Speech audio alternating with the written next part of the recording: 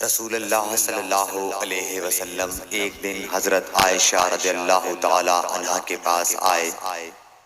اس وقت ایک عورت حضرت عائشہ رضی اللہ تعالی عنہا کے پاس بیٹھی تھی۔ آپ صلی اللہ علیہ وسلم نے دریافت کیا، یہ کون ہے؟